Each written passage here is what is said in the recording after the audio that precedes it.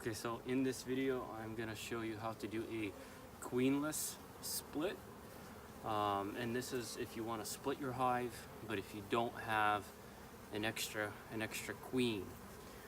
So I've already opened this hive up and I've looked through it. I found where the queen is. It's actually in this top box that I've set off to the side, and I just did this to save time on the video.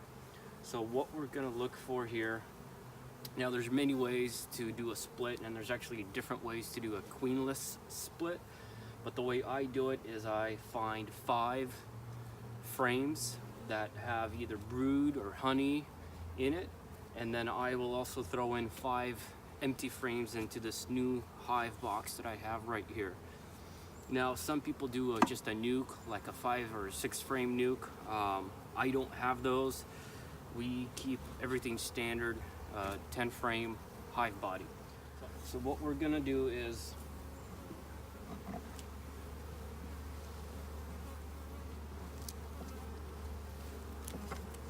we need 5 frames, okay? And I'm looking for frames that have some capped brood, which is the real dark stuff, but it's really important to have frames that have fresh eggs in there. Yeah, larvae and fresh eggs, so that they can make themselves a new queen. So I know the queen is not on any of this, it's in that top body, so I guess step 1 would be to make sure that you know where your queen is. So I'm gonna set this frame in here, and it's got bees on it already. Okay, and I haven't looked at these frames yet, so we're gonna just pull the next one out.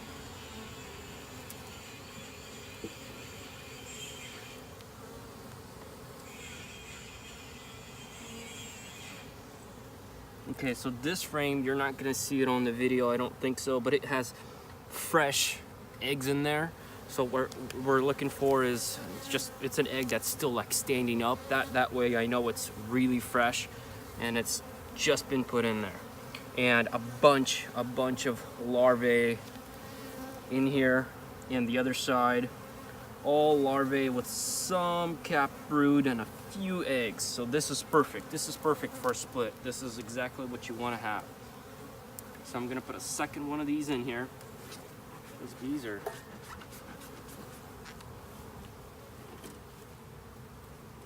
okay.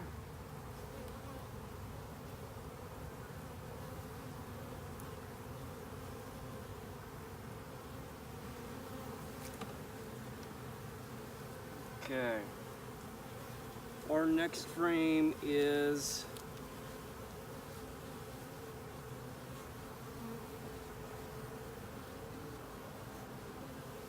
so this is just some pollen in there and some honey.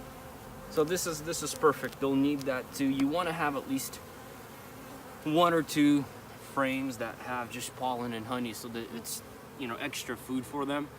And ones that are not completely full, so when the bees that I make the split with realize that a lot of their honey that they've stored in other places is gone, they're gonna want to start bringing in more honey, and they're gonna want to start filling the spaces or the comb in here with honey.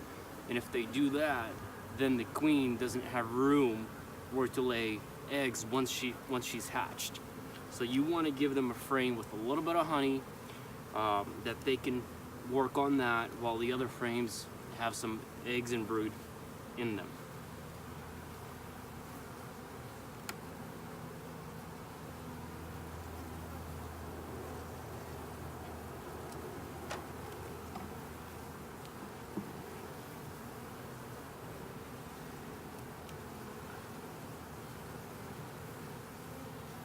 Okay, this would be not a good one to put in there. See how all the honey on this side is all capped off? That's probably not a good frame to put on your split.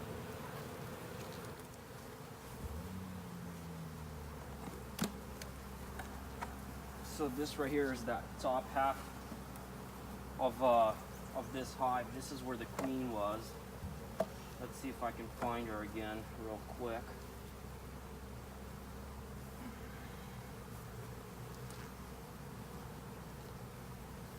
She's not here.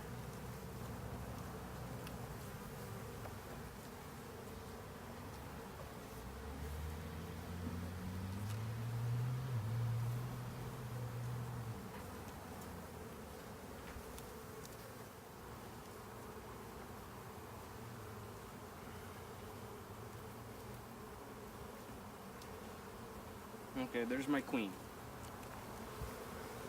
So there she is, right there. See that little green mark on them? We mark all our queens based on the year. So 2019, green. We mark them green. This does a couple things. It will help you find your queen bee a lot faster, or whatever you're doing, a split, just a basic inspection. And number two, this will tell you, you just got me on the arm. This will tell you how old your queen is. So we know 2019, let's say green, red, whatever. So years down the road when you're working on the hive, you're able to track and see how old your queen is. And if it's time to replace her, it can kind of tell you, average age-wise, how old she is. So I'm gonna take this queen frame and I'm just gonna put it right there on the bottom. Make sure we don't squish her. I have at least two frames with brood and eggs and larvae in there. I'm gonna grab a couple more for a total of, I like to have 5 frames with brood, or actually 2 frames with brood and larvae, and about 3 frames that have either honey or pollen or are somewhat empty. So I'm gonna wrap that up, and then I'm gonna show you, I have another split that I did earlier, what stage 2 would be. Okay, so this is step 2, and I just wanted to show you what happens in that nuke after you split them, and this has been here for about a week and a half, I think. So I'm just gonna open this up and take a look. Now I always work from the side of the hive, never stay in front. It will reduce your chances of getting bit or stung by a bee by a lot if you're not standing in front. Just a little bit of smoke.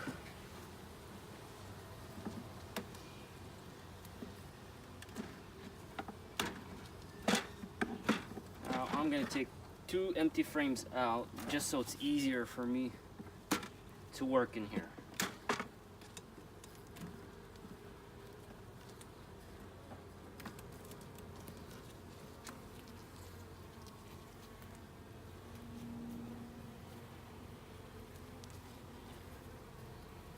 Okay, so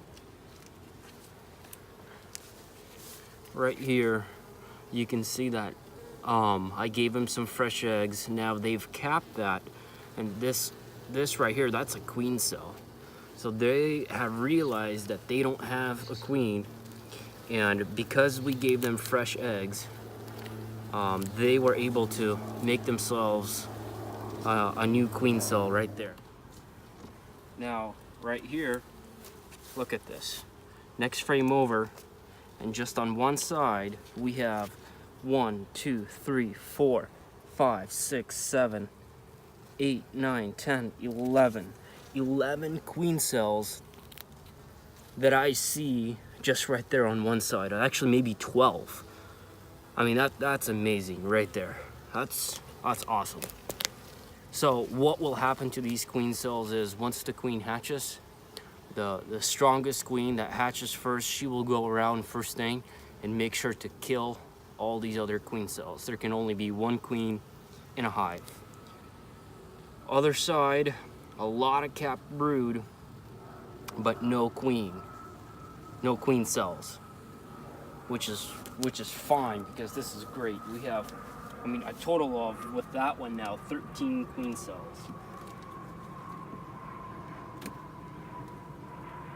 I'm surprised they made that much.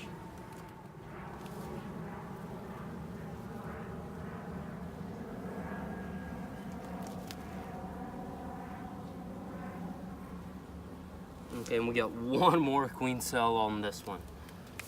Right there. And look at that. This frame was, it did not have this honey when I put it in there. That's a lot of honey that they're now bringing in. So that's pretty much stage 2. Them making these queen cells, and about another week, I'm gonna go in here, open this up, make sure that, we'll see if they hatched, and check for fresh eggs. That's a sign that your queen successfully hatched, mated, and that she's laying eggs. That's a successful split.